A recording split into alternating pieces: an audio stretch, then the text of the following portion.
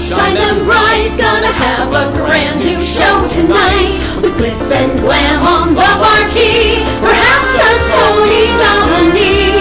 Stars beam brightly, see them glow. Sell out nightly, SRO. It's time to applaud the Broadway Beat. Stars beam brightly, see them glow in the footlights of a show. Life is sweet on the world's most famous street. Tickets, please. Take a seat. Cue the band. And have your feet to the rhythm of the Broadway Beat. The Broadway Beat. Broadway Beat. Hello, I'm Richard Ridge, and welcome to Broadway Beat, our weekly half-hour behind-the-scenes look at the very best of a New York theater on Broadway and beyond. This week's show features a heart, a hustler, and a hoofer. We'll drop by a rehearsal for the new Broadway musical The Drowsy Chaperone, which is directed and choreographed by Casey Nicholaw and will open at the Marquis Theater on May 1st. We'll visit with the company led by Tony Award winner Sutton Foster. We'll also meet the cast of Mark St. Germain's new off-Broadway play, The God Committee, which is playing at the Lambs Theater. It's about a heart transplant, 3 patients, 1 heart, and who decides. But we start things off at the Laura Pels Theater and talk with Alec Baldwin, Jan Maxwell, and Chris Carmack, the 3 stars of the Roundabout Theater Company's new production of Joe Orton's classic 1964 comedy, Entertaining Mr. Sloane, which has not been seen in New York since the wonderful 1981 revival starring Maxwell Caulfield, Barbara Bryn, and the late Joe Mahar. In Joe Orton's black comedy, landlady Kath, played by Ms. Maxwell, invites the attractive, mischievous, and dangerous Mr. Sloane, played by Mr. Carmack, back to her house where she and her brother Ed, played by Mr. Baldwin, compete for his favors. Rounding out the foursome is the siblings' elderly father, played by Tony Award winner Richard Easton, who knows something about the boys' wicked past. Never done any wrestling? Occasions? So. Yeah, I've got a full chest, narrow hips, and my biceps are... Do you wear leather? Next to the skin. Leather jeans, say, without, Pants? Get away. Well, I saw that show 25 years ago, 81, Cherry Lane Theater, and I just remember howling, laughing. I thought it was one of the funniest shows, and it just stayed with me. And I thought, God, one day, I guess I'm going to be old enough to play Ed. That seemed like a distant possibility, and now here I am, 25 years later, and I'm doing the show, and I just love it. I love Orton. You know, Lewd I did on Broadway in 86, Good and Faithful Servant I like. A lot of Orton's writing I think is just precious. So I just said to myself, I'd love to do the show one day, and now we made it come true. What is the secret to Orton? His style is so incredible. Is there a playing style to him? I think somehow everybody has to find a way to be a little nutty. Orton's people are just a little nuts, you know what I mean? They all come on stage, they all just go after what they want.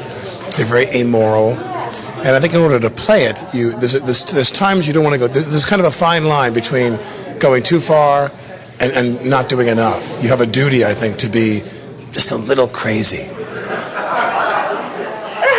I really, by right, should ask you to change places with me. This light is showing me up. I blame it on the manufacturers.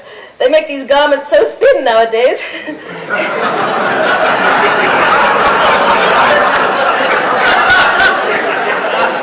You'd think they intended to provoke a rape.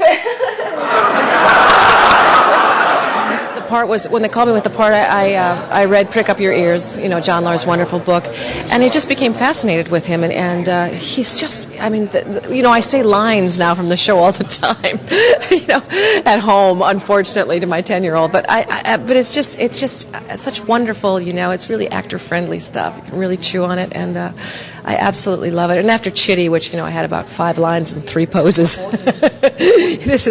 I think I destroyed a few brain cells because coming into this was like, oh my goodness, this is a lot more. Your comic timing in this is flawless. Thank you very much. What is the secret to playing Orton?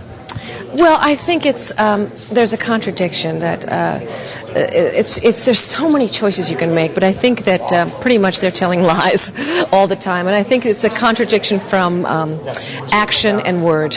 I think that's, you know, as you're saying, you know, I'm a delicate lady, I'm a lovely lady. You're doing something coarse or crass or something like that. The double entendres and everything it's quite wonderful, and you have to decide, you know, when you're lying and when you're not, and maybe you're always lying, and the choices were so vast that's what was really difficult about it. It's just so many choices because he leaves it so open, and so that's what I really loved. But it was also frustrating about it because you go, well, you know, you see all these different productions of it, and you see these pictures, you know, and some caths are round and some caths are thin, and so you have to kind of take your own blood and do what you can, and you have to play what you see.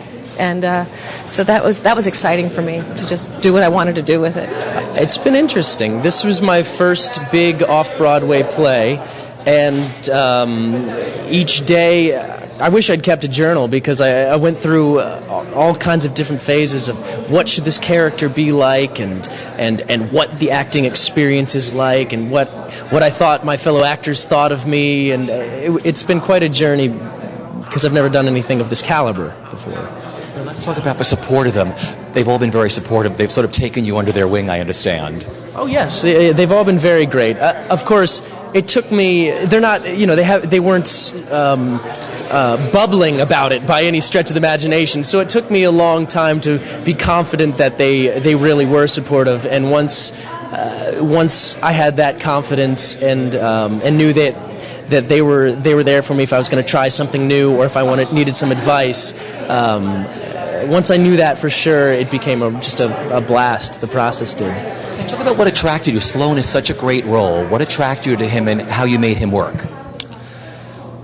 Well, there's not much that attracts you to Sloane, but to playing the role, it does. It's a very manipulative character and not very straightforward. His motivations are questionable, and in many cases aren't even answered within the context of the play, which gives an actor's imagination freedom to run wild and explore where this guy comes from. Well, you're sensitive. You can't be bothered. You got it wrong when you says that. I've seen birds all shapes and sizes, and I'm most certainly not sensitive. No. I just don't give a monkey's fart. It's a legitimate position. But I can deal with them same as you. I'm glad to hear it. What's your opinion of the way these women carry on? I feel, how would you say? Don't you think they're crude? Occasionally, in a way. You never know where you are with half of them. All the same, it's necessary. Oh, well, you're talking of a different subject entirely. It's necessary occasionally, but it's got to be kept within bounds. I'm with you there, all the way. I've seen funny things happen, and no mistake the way these birds treat decent fellows. I hope you never get serious with one. Oh, what a life. Backache, headache, or her mum says never to when there's an R in the month. How do you feel then? Well, on the main points, we agree.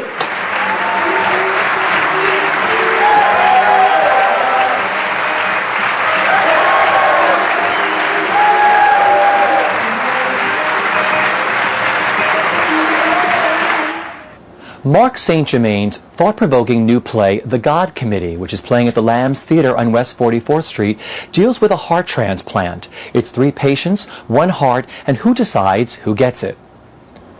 Under the direction of Kevin Moriarty, The God Committee stars Larry Keith as Dr. Klee, Michael Mulheron as Father Charles Dunbar, and Ron Orbach as social worker Dominic Pirot.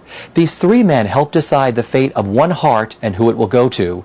The play places the audience in the boardroom of St. Patrick's Hospital Transplant Selection Committee as the decision unfolds.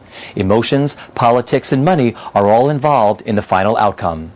They think they can buy anything and anyone, but nobody buys the time clock. You're rich, you're rich, you're rich, you're dead. Whether you're a homeless guy or a millionaire. And even if there is nothing after all this, no heaven, no hell, no karmic recycling, what kind of life have you lived if what mattered most is the pile of cash you leave behind for the next greedhead to waste his life over? Well, a few years ago, a friend of mine, her father went in for a liver transplant. And I got interested in the whole process. She got me some information on it, and I started to realize, or at least in my mind, what not only the patients have to suffer in waiting and hoping that there is someone, a donor for them, but how the process comes about, and how do doctors actually make this decision. And it turns out it's not just doctors. It's doctors, psychiatrists, social workers, all the people who meet once a week in a room to decide who gets on a list for a possible transplant. If you don't get on the list, that is not a good thing. So this meeting becomes a very dramatic situation.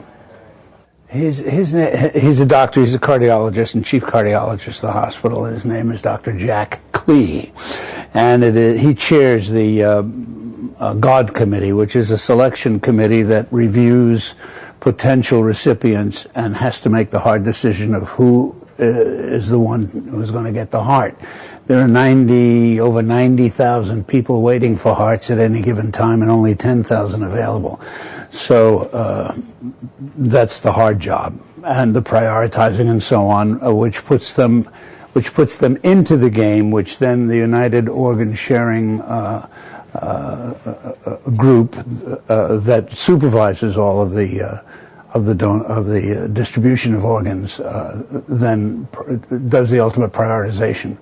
But this committee of doctors and hospital personnel, and we have a priest, deals with the very touchy issues of life and death for people who are desperate for organs, which are not in plentiful supply. She deserves everything we can give her. And she deserves it a lot more than somebody who admits he threw his life away. 36 minutes. You don't just admire this woman. You like her, personally. That's right. Which negates your criteria. You claim that your decisions are made on pragmatic medical grounds. Why does personality enter into it? Character does. Oh, so you presume to know the true character, the soul of Mrs. Vasquez. Oh, here we go. I'm playing Father Charlie Dunbar. He's a Catholic priest. Has not been a priest that long. He's a widower. And he became a priest after being a defense attorney for 34 years, if that's not confusing. And in the course of the play, he's on the hospital board, and he's asked to sit in on this particular committee meeting. The committee meets once a week to keep an eye on things, because the board is concerned about them doing something that may have legal ramifications down the road. We found out that it's all, they get in the ridiculous things that happen with transplants. Someone will sue if they didn't get put on the list properly, if someone was moved ahead of them that they thought was incorrect. It's just madness, and that's the position I'm put into, thrown in with these physicians. The conflicts, and these are also based on real experiences. We have a surgeon on the committee who's actually performs the transplants. There's a social worker. There's the head of it, the cardiologist, is Larry Keats. They're all opposed to each other in that one. The surgeon says, let's get the best candidate who's going to live the longest with the heart. And the social worker chimes in, they want someone who's going to recover the best. And the psychiatrist, because it turns out that is a huge, huge part of a transplant. You have to have someone who's mentally ready, not just physically ready, because you can have the rejection if they don't do the regimen that they need to do after transplant. Things we found out that you don't just have to take the medications. You have to have, for the first 6 months after a heart transplant, you have to have something inserted into your vein, to your heart, to nick a piece of tissue and take it out once a week. That's tougher than having a tooth pulled. The point is, the man has no one. Now, this may come as a surprise to those of you who see me as the bon vivant on wheels, but I know something about that.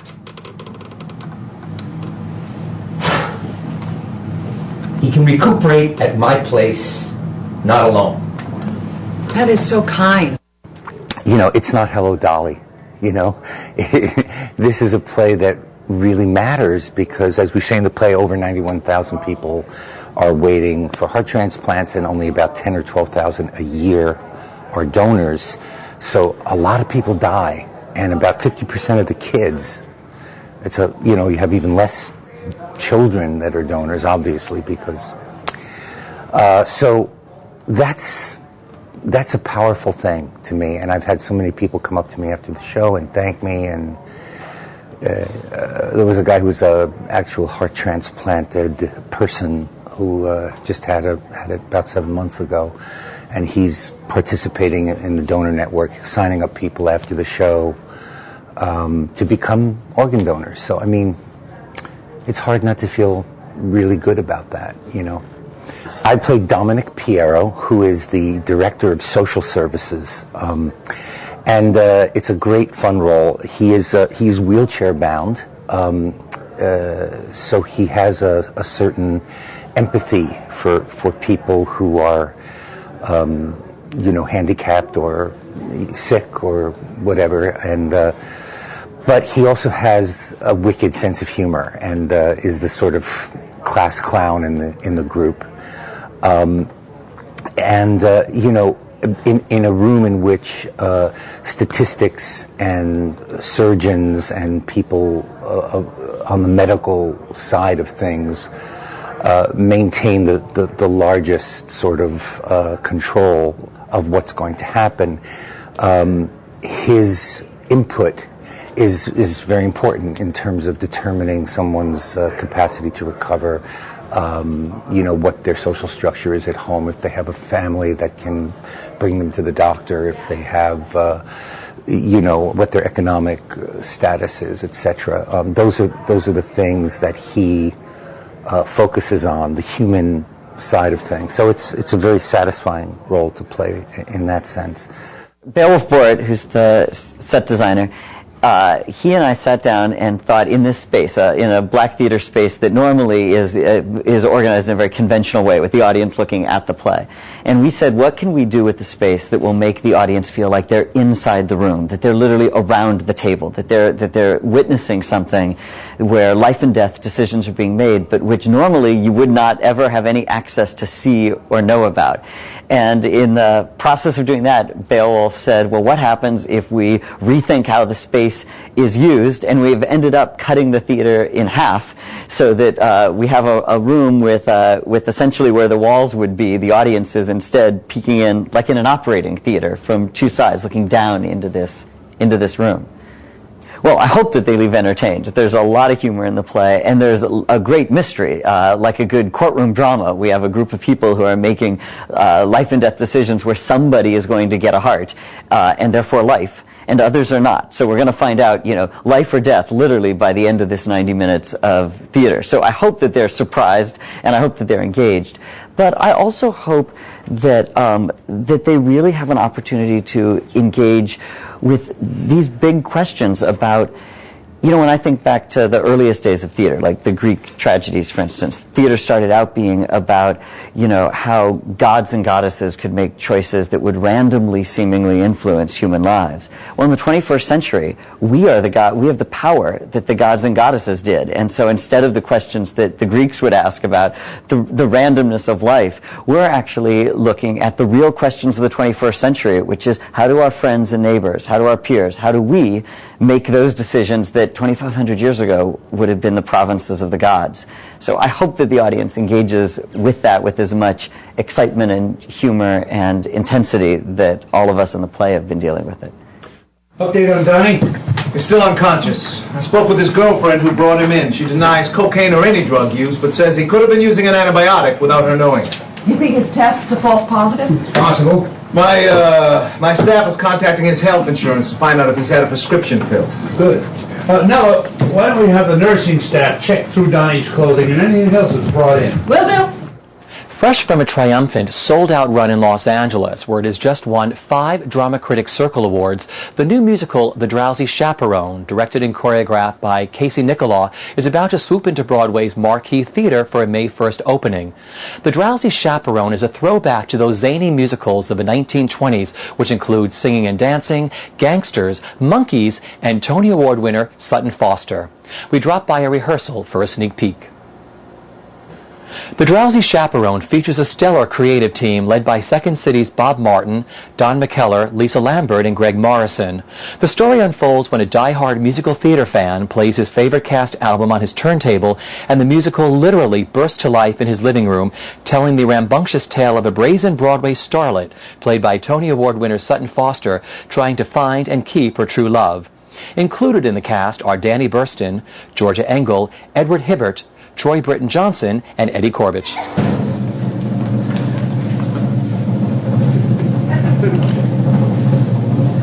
don't want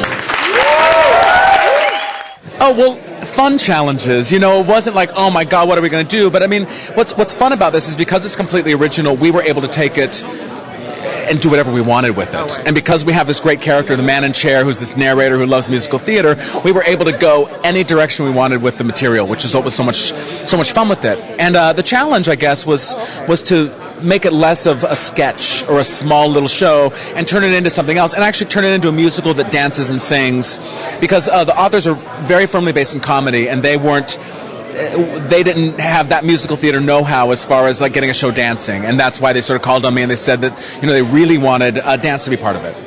It's completely a dream come true, and just the fact that we were able to do it out in LA and then get a theater, which I'm sure you know was no small feat this season, and so yeah, everything's going great, and we're thrilled to be here. So it's exciting. The funny thing about the show is that the characters in the show all play famous people playing parts in a musical.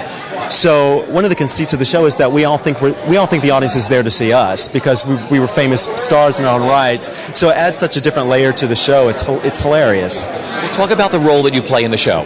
Okay, I play the actor Percy Hyman playing the role of Bob Martin, the groom, and it's funny. One of the critics in Los Angeles said I had a brash confidence born of idiocy, and I thought that pretty much described it because I didn't really know how to describe myself. It's a little brain dead, very happy, very smiley, always sort of positive, doesn't really get down, and not quite sure, sort of always missing one little light bulb in the lamp a little bit. 5, 6, 7, 8.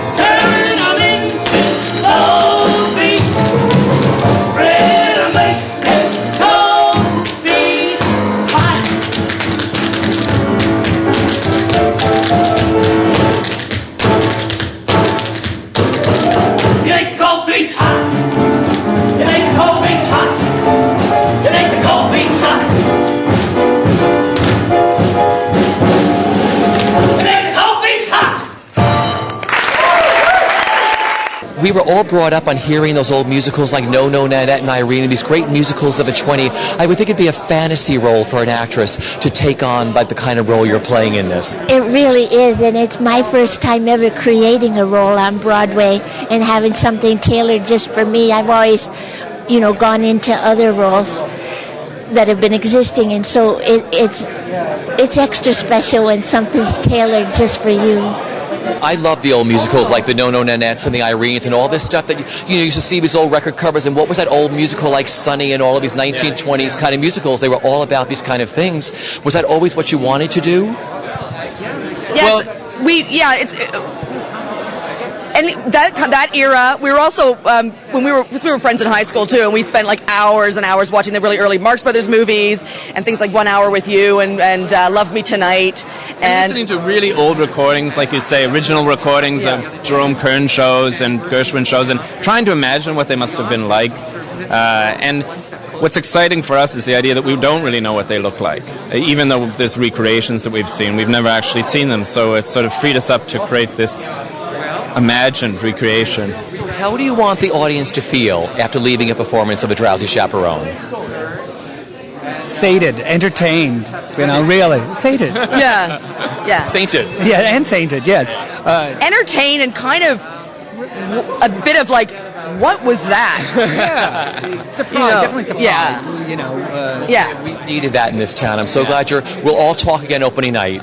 Our first preview in Los Angeles, the entire cast was backstage, and the show starts with Bob Martin on stage alone.